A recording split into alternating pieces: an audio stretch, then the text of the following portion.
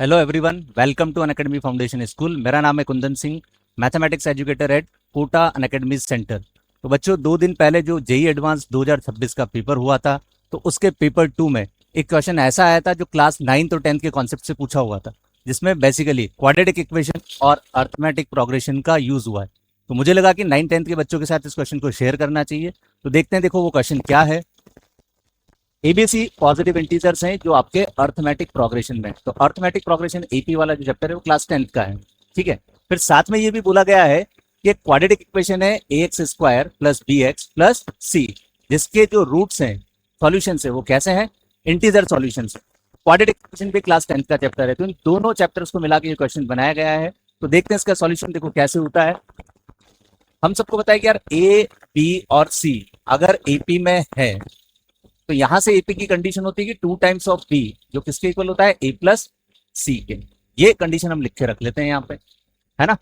फिर आगे आपसे बोला गया है कि ये जो क्वाड्रेटिक इक्वेशन है A X square plus B X plus C equal to 0, इसके जो रूट्स हैं भाई, इस क्वाड्रेटिक इक्वेशन की जो रूट्स हैं वो कैसे हैं? इंटीजर हैं। इसके रूट्स इंटीजर, करेक्ट।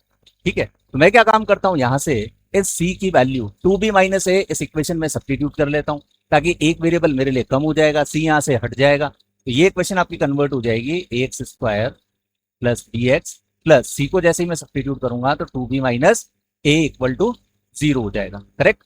अब अभी अभी मैंने आपको बताया है, क्वेश्चन में दिया गया है कि इसके जो रूट्स हैं वो कैसे हैं? इंटीजर हैं। तो वी नो दैट, हमें बहुत अच्छी तरह से पता है कि यार सम ऑफ जो रूट्स होता है वो कितना होता है? माइनस का बी अपॉन ए। अब इसके रूट्स इंटीजर हैं, तो इसका सम भी तो एक इंटीजर होगा। तो लेट सपोज मैं मान लेता हूं बी को सब्स्टिट्यूट कर देता हूं किससे? ए टाइम ऑफ एक इंटीजर के वैल्यू, है ना।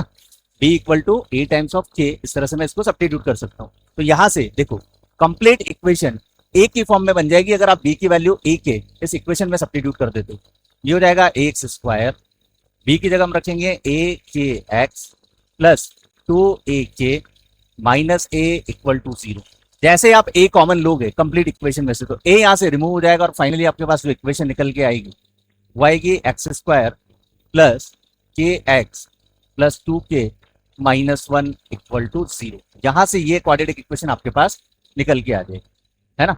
अब इसके बाद जो कॉन्सेप्ट यूज होता है ना, जनरली क्लास 10 के बच्चे बहुत अच्छी तरह से इस कॉन्सेप्ट को जानते हैं कि किसी भी इक्वेशन के इंटीजर रूट्स होने के लिए सबसे पहले डी को परफेक्ट स्क्वायर होना पड़ेगा। तो इस इक्वेशन का जो डिस्क्रिमिनेंट होगा डी, वो आपका होगा बी स्क्वायर मतलब के स्क्वायर माइनस 4, ए आपका 1 है और सी आपका 2 के माइनस 1 हो जाएगा। तो इस डी को भाई क्या होना पड़ेगा? परफेक्ट स्क्वायर होना पड़ेगा। परफेक्ट स्क्वायर, सबसे पहला परफेक्ट स्क्वायर होना पड़ेगा।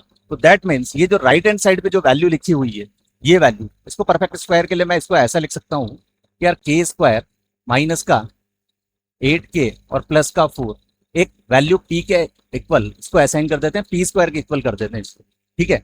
अब देखो, method of completing square class 10 के क्वाड्रेटिक इक्वेशन में है। तो मैं यहां से इसको कंप्लीटिंग स्क्वायर बनाने के लिए दोनों तरफ अगर 12 ऐड कर दूं, तो एलएचएस में तो आपका बन जाएगा के माइनस 4 का होल स्क्वायर और इधर हो जाएगा आपका पी स्क्वायर प्लस 12। यहां से ये इक्वेशन मेरे पास में निकल के आ जाएगी। अब देखो, यहां से वैल्यूज को मैं अगर असाइन करूं, पी की वैल्यू को यहां से अगर मैं 2 पुट कर दूं, भाई इसको परफेक्ट स्क्वायर होने के लिए एलएचएस अगर आपका परफेक्ट स्क्वायर है, तो आरएचएस को भी परफेक्ट स्क्वायर होने के लिए पी को सबसे पहले क्या होना पड़ेगा?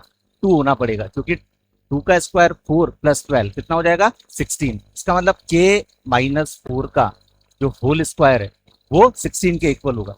यहां से के जब मैं कैलकुलेट करूंगा तो के की वैल्यू मेरे पास में 8 यहां से आ जाएगी। तो फाइनली जिस क्वाड्रेटिक इक्वेशन की हमें जरूरत है X square plus B X plus C की, वो मेरी बनेगी एक्स स्क्वायर, है ना।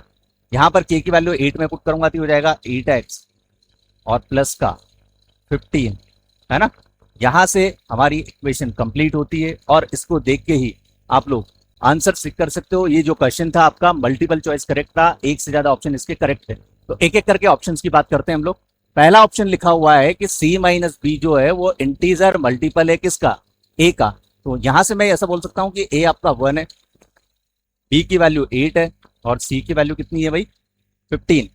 तो पहला अगर ऑप्शन में चेक करूं सी माइनस बी अगर मैं चेक करता हूं तो इन दोनों का जो डिफरेंस है वो 7 आ रहा है। तो पहला ऑप्शन आपका बिल्कुल करेक्ट हो जाएगा, C minus B is integer multiple of A.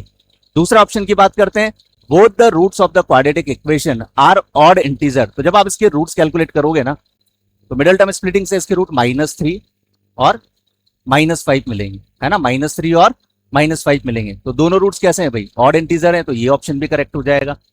Third option पे चलते हैं, c इक्वल टू 15, तो c इक्वल टू 15 गिवन है और ए बी का जो प्रोडक्ट है वो 8 मैच हो रहा है। तो इस क्वेश्चन के जो आंसर होंगे ए, बी और सी, ये तीनों ही ऑप्शन क्या होंगे, करेक्ट होंगे। तो ये जो क्वेश्चन आपका आया था 26 जेई एडवांस का, ये क्लास 9 10 की एनसीईआरटी में जो हमारे पास में चैप्टर है क्वाड्रेटिक इक्वेशन और अर्थमेटिक प्रोग्रेशन, उसके मिले जुले कॉन्सेप्ट से था।